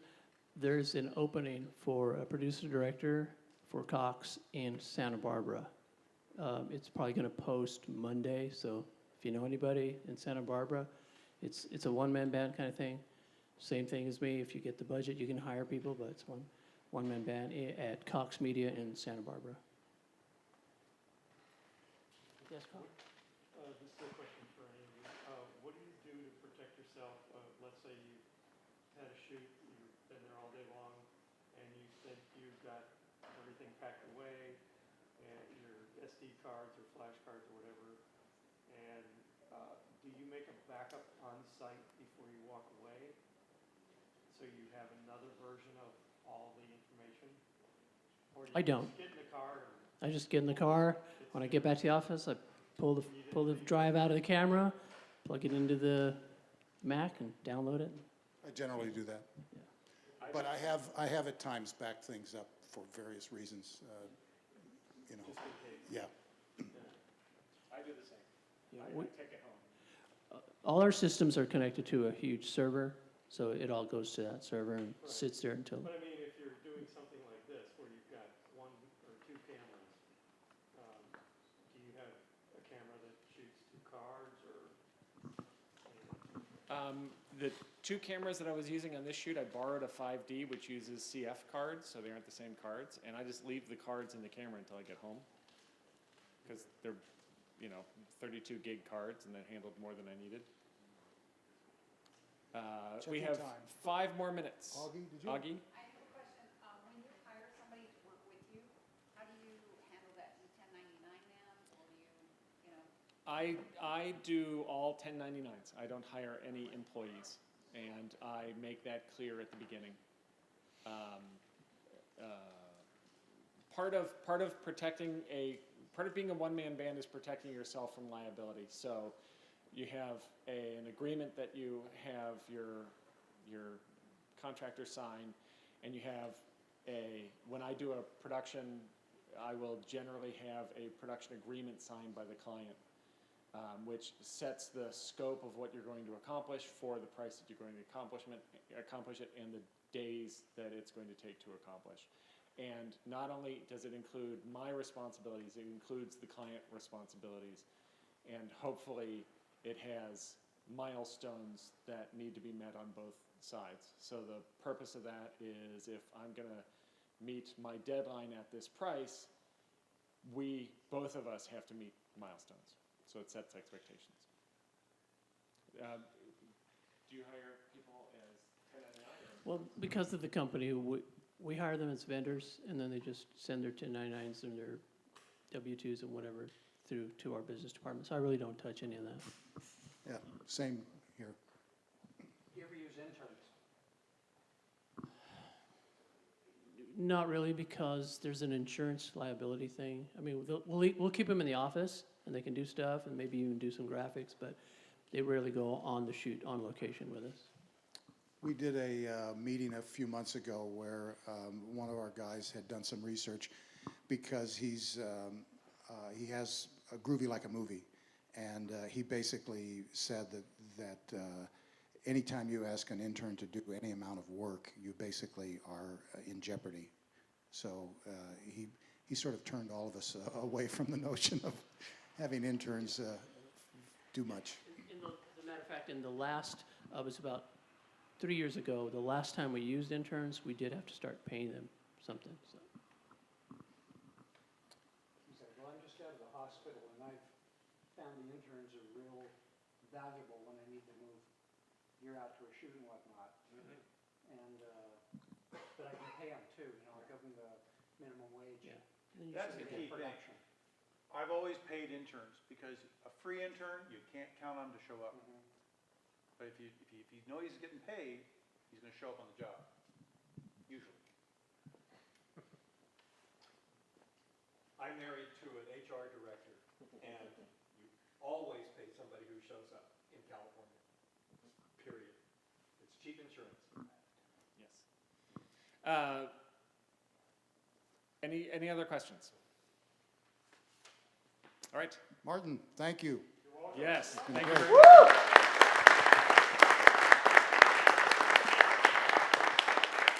Thank you, Gabe. Thank you, Tom. Great job tonight.